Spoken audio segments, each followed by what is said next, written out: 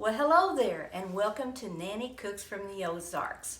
We're glad you joined us today, and it's the day after Father's Day, and we want to wish a happy Father's Day a day late to all the fathers out in the video land. They are very much appreciated. Well, you know, it's that time of year. It's hot. For those of us that have gardens, the gardens are growing very well because we had a wet spring and there's an abundance of everything. And you know, also in the summertime, we don't want to cook like we did in the winter. We want things that, a lot of times we want cold things to eat, or we want things that we can fix quickly and maybe take on picnics and other things too. So today I have for you 3 salads that you can make ahead of time, and they will keep for several days too. Now the first one I want to show you, but before I start, some of these salads that I'm showing you are in the cookbook that we have just recently published, and I will give you more information on the cookbook at the end of this video.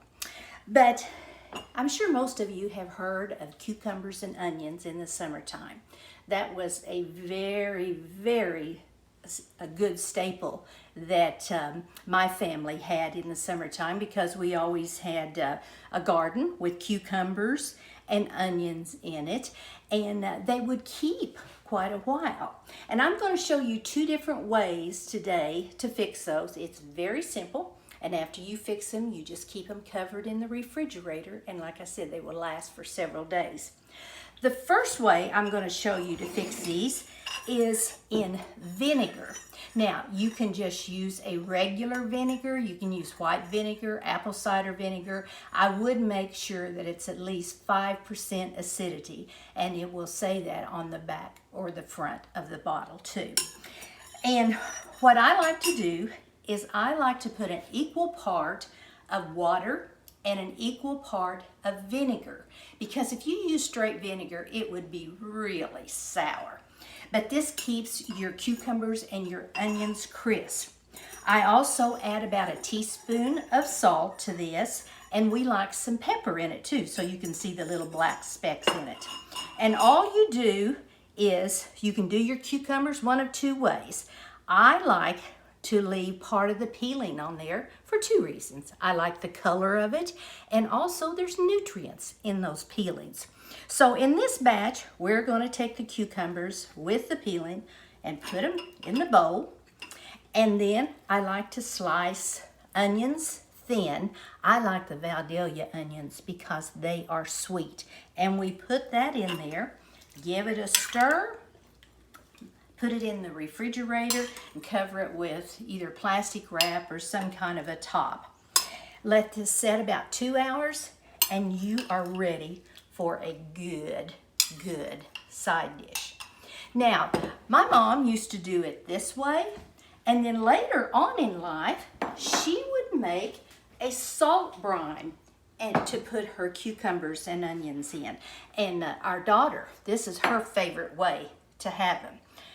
And all you do is take just some tap water, and depending on how many you're going to make, you just want them covered good. Put your tap water in, and I add about a tablespoon of salt. Now, you might think that's a lot of salt, but remember, we're brining these cucumbers and onions to keep them crispy. Stir that up. Now, this bunch of cucumbers, I have peeled all the peeling off of it too. Because sometimes, especially if you grow your own cucumbers, and if they get a little large, then they get bitter. The peelings get bitter.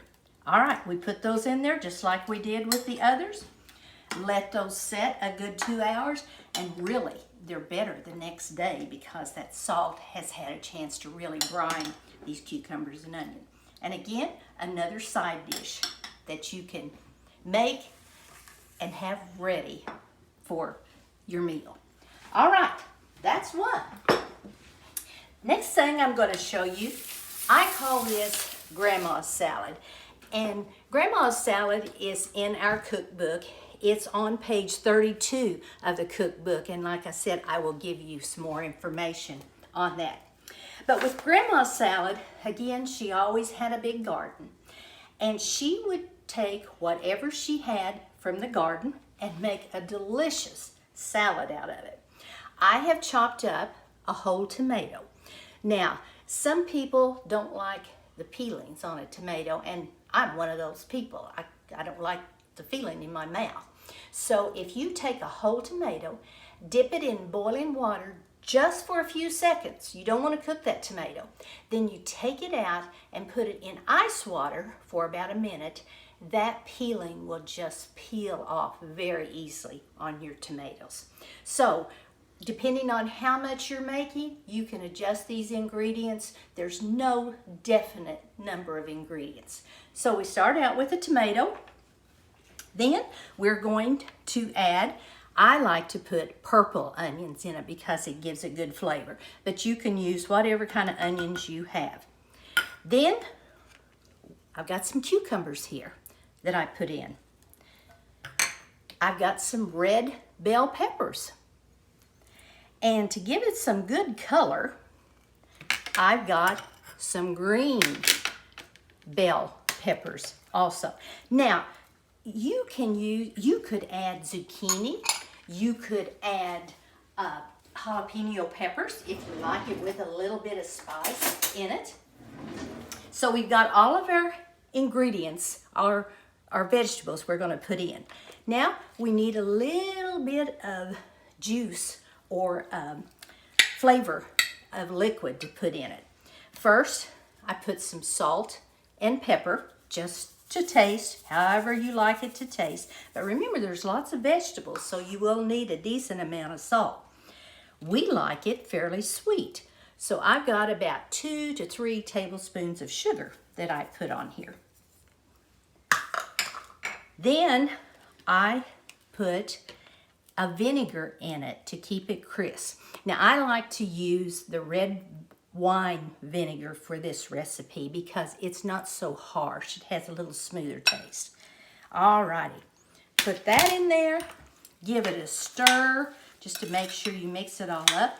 And as this sets, the salt will draw out the liquid in it, and you end up with this luscious juice that you can just drink.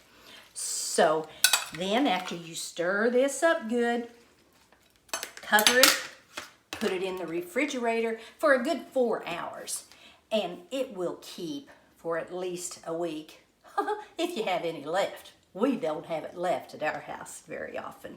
Alrighty, that is the second recipe. Now we have one more recipe for you, and some people call this trees and raisins, and some people call it broccoli salad. This is also in the cookbook, and it's on page 32. You start out with 2 bunches of broccoli, raw broccoli, and you just cut it in bite-sized pieces. Then I like to add again purple onions because it gives it flavor. One little bit of unusual ingredient in this is raisins, just the dried raisins you get in the grocery store. Now you want to get a fairly good quality of raisins so that they're not hard and too chewy. And what really tops it off, you take about 10 to 12 pieces of fried bacon and you chop it up and put in it. And that's the finishing touch. Now we use our hillbilly bacon, and we always keep some cooked up in the freezer, so all we have to do is microwave it for a few seconds. And this, that's what I did to this, and then I chopped it up. We'll put that in there. Also, the hillbilly bacon is also in the cookbook, and it's on page 48, I believe. Now, the sauce for this is a cup of mayonnaise, a half a cup of sugar, and 2 tablespoons of vinegar. Now, I like the salad vinegar for this. You probably think I'm a vinegar snob, but different vinegars have different flavors and strengths. So you mix the mayonnaise, the sugar, and the vinegar. You pour it over your broccoli salad. And again, this is a salad that will keep for several days. And the longer you keep it, the better it is. So we just are going to stir that up. If your mouth isn't watering right now, I think you better take your blood pressure, because this is good stuff. And again, you know, the time of year that it is, and a lot of times we have company drop in and we need something quick. You know, you could take a salad like this, have some hot bread, and you got a lunch right there ready to go. So, just keep stirring till you get it all stirred. And again, it's best to keep it covered in the refrigerator. Alrighty, that's 3 quick recipes to help you this summer to have good, nutritious food that doesn't take a lot of time to do.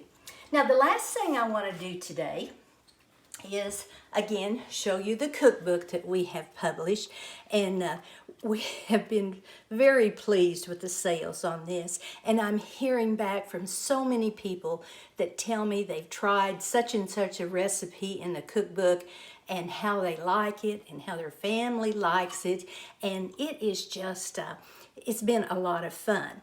So if you would be interested in one of these cookbooks, I will put the information on the video, how you can either order it and have it shipped to you, or you can order it by, if you don't use a credit card, you can order it by, I have a post office box that I will be giving you. Now, the cost of the books for locals is $20. If you need it shipped, it's $24. So I hope you'll try it, and let me know how you like it too. You know, this area around here is hopping now. Branson is back full steam. The tourists are coming.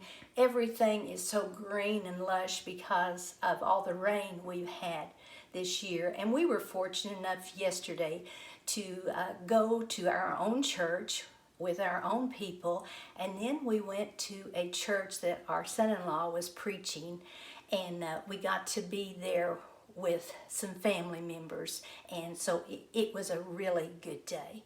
I hope you all have a good day, and be nice and be kind. You'll be glad you did. Bye-bye.